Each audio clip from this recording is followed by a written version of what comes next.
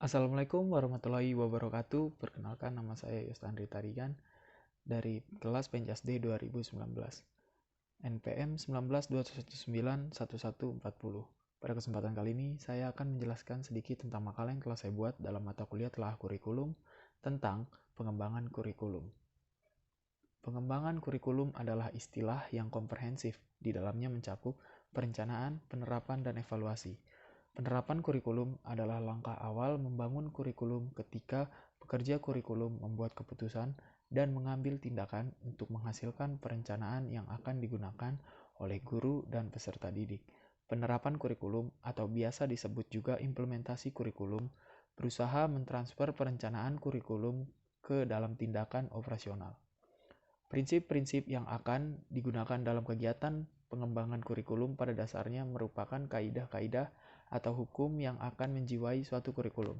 Dalam pengembangan kurikulum, dapat menggunakan prinsip-prinsip yang telah berkembang dalam kehidupan sehari-hari atau justru menciptakan sendiri prinsip-prinsip baru.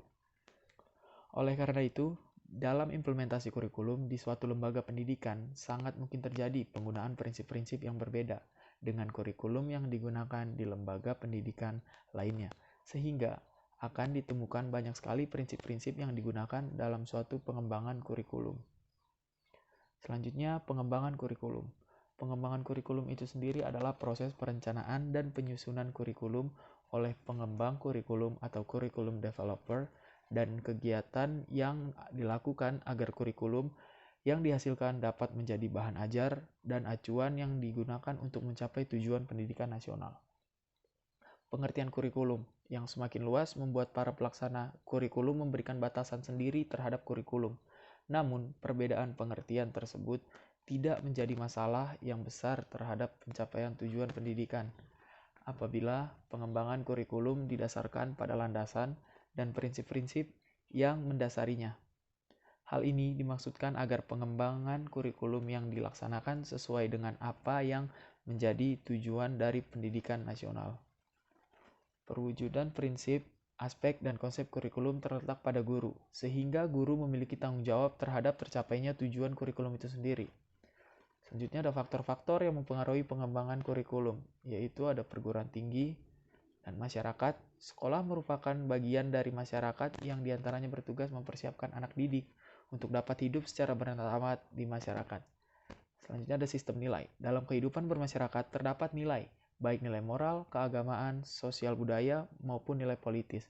Sekolah sebagai lembaga masyarakat juga bertanggung jawab dalam pemeliharaan dan pewarisan nilai-nilai positif yang tumbuh di masyarakat. Dan juga terdapat faktor-faktor lain yang memengaruhi perkembangan kurikulum. Di antaranya adalah ada faktor filosofis, psikologis, sosial budaya, politik, pembangunan negara, dan perkembangan dunia. Iptek juga termasuk faktor lainnya. Dan selanjutnya ada artikulasi dan hambatan kurikulum. Artikulasi dalam pendidikan berarti kesatu paduan dan koordinasi segala pengalaman belajar. Untuk merealisasikan artikulasi kurikulum, perlu meneliti kurikulum secara menyeluruh, membuang hal-hal yang tidak diperlukan, menghilangkan duplikasi, merevisi metode serta isi pengajaran, mengusahakan perluasan dan kesinambungan kurikulum.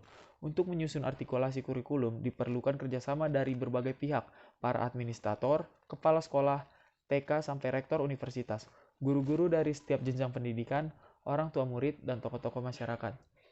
Model-model pengembangan kurikulum, the administrative atau line staff.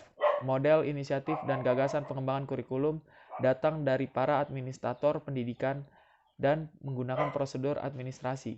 Selanjutnya ada the grassroots model. Model pengembangan ini merupakan lawan dari model yang pertama.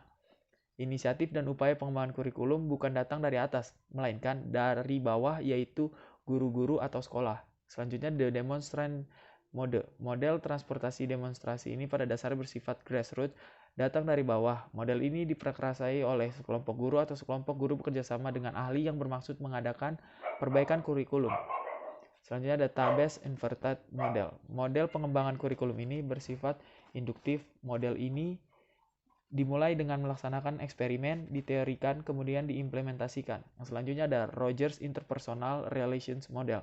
Model ini berasal dari seorang psikolog, Carl Rogers. Dia berasumsi bahwa kurikulum diperlukan dalam rangka mengembangkan individu yang terbuka luas, dan adaptif terhadap situasi dan perubahan. The Systematic Action Research Model. Model kurikulum ini didasarkan pada asumsi bahwa perkembangan kurikulum merupakan pembangunan atau perkembangan sosial. Selanjutnya ada model Emerging Technical Model. Perkembangan bidang teknologi dan ilmu pengetahuan secara nilai-nilai efisiensi dan efektivitas dalam bisnis juga memengaruhi perkembangan model-model dalam kurikulum. Mungkin cukup sekian informasi atau materi yang bisa saya sampaikan.